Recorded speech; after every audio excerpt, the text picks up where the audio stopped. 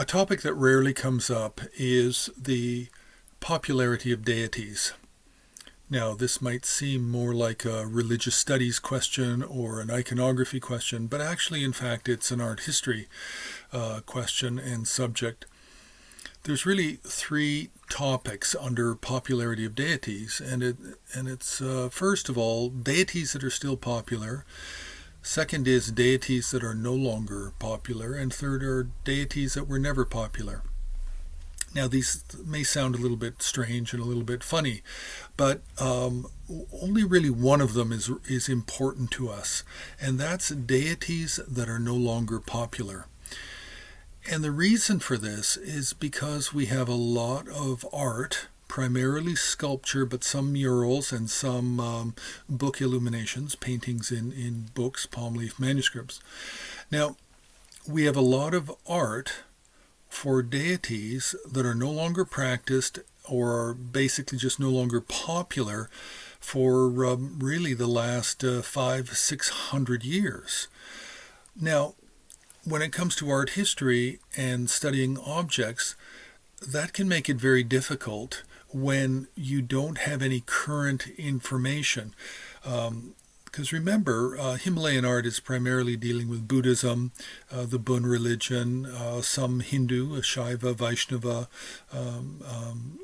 artifacts as well. And all of these are living religions.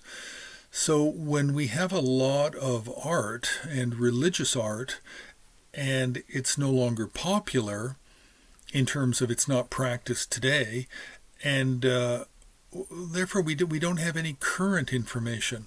We have to rely on really original texts. We have to rely on original texts and commentaries to find out what the identities are, what the functions were, who made these, and what was the context for making some of these objects.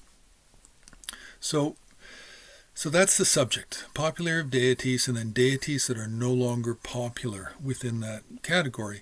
And we really have three important ones. They're important because they have a huge amount of art related to them. And the deities are, first, Achala, wrathful deity, one-faced, two-armed, usually blue in color. In Japanese, you might know him as Fudomyo. He is very popular. So Achala, in his upraised right hand, holds a sword. Left hand at the heart, in a wrathful gesture, holds a Vajra lasso. He really fell out of favor and probably 14th century, a little bit into the 15th century. Then we have the deity Amogapasha. Now, Amogapasha has many different forms. It can have a one-faced, two-armed. It can have three-faced, four-armed, one-faced, eight-armed, one-faced, 12-armed, one-faced, 10-armed. Many, many different forms. And a lot of them are in sculptural representations. Then we have another form related to Avalokiteshvara. Now, Amogapasha is related to Lokeshvara, and the next one is as well, Kasarpana, in Tibetan Kasarpani.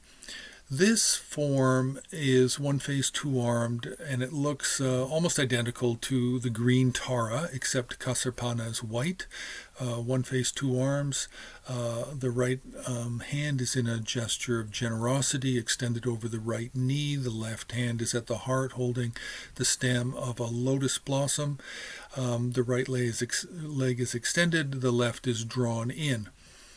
So these three are really the most important under this topic of deities that are no longer popular, just because the sheer amount of art we have for them.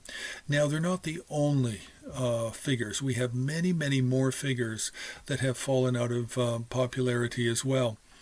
So really the questions for this topic are, and there's 5 of them, it's which deities are no longer popular, when were they popular, when were they no longer popular?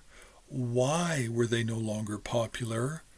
and which deities replaced them in popularity, because this becomes important. I mean, if a deity is going to become unpopular for some reason, it's usually because some other deity is replacing it in popularity.